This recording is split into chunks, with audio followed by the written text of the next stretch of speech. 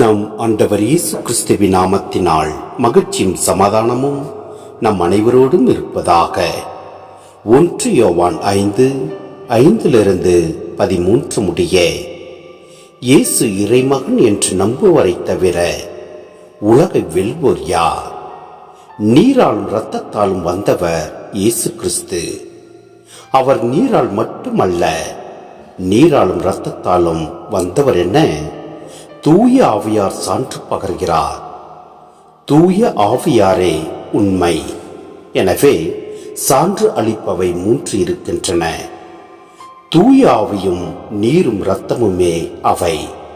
இம்மூன்றும் ஒரே நோக்கம் கொண்டவை.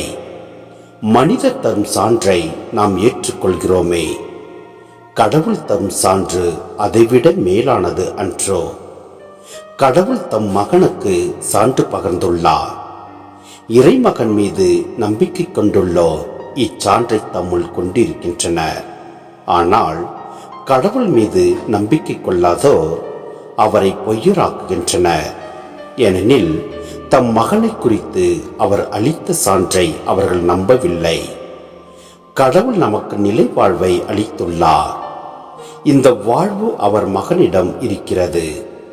இதுவே அச்சான்று. இறைமகனை கொண்டிருப்போர் வாழ்வை கொண்டுள்ளனர். அவரை கொண்டிராதோர் வாழ்வை கொண்டிரார்.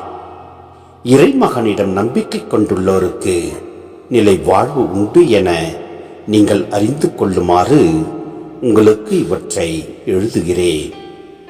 சிந்தனை. மனிதராக பிறந்த இயேசு திருமுழுக்கின் போது இறை ஆவியை ஆற்றலை பெற்று இறைமகனானார். இறைமகனின் ஆற்றலால் வல்ல செயல்கள் பல செய்தார். ஆனால் அவர் சாக முன் இறை ஆவி அவரை விட்டு நீங்கிவிட்டது. ஆகவே அவர் மனிதராக பிறந்தது போல் மனிதராகவே இறந்தார். எனவே கிறிஸ்து இறக்கவில்லை, மனிதரான இயேசுவே இறந்தார் என்று கூறி வந்தனர்.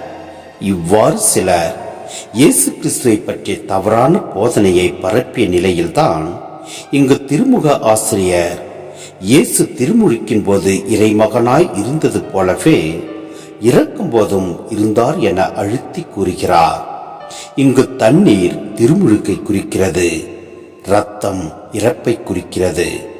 தண்ணீரால் திருமுழுக்க பெற்ற வேளையில் தூய ஆவி இறங்கி வர இறைத்தந்தையே இவரே என் அன்பார்ந்த மகன் என்று கூறிய போது இயேசு இறைமகனாய் கிறிஸ்துவாய் இருந்தது போன்றே அவர் இறந்த போதும் உண்மையில் இறைமகனாய் கிறிஸ்துவாய் இறந்தார் என்னும் கிறிஸ்துவ போதனையைத்தான் இங்கு ஆசிரியர் அவர் நீரினால் மட்டுமல்ல இரத்தத்தாலும் வந்தவர் என இங்கு அழுத்தமாக கூறுகின்றார். எனவே நம் ஆண்டவர் மீது முழு நம்பிக்கை வைத்து செயல்படுவோம். எல்லாம் வல்ல இறைவன் நம்மை நிறைவாய் ஆசீர்வதிப்பார். ஆமென்.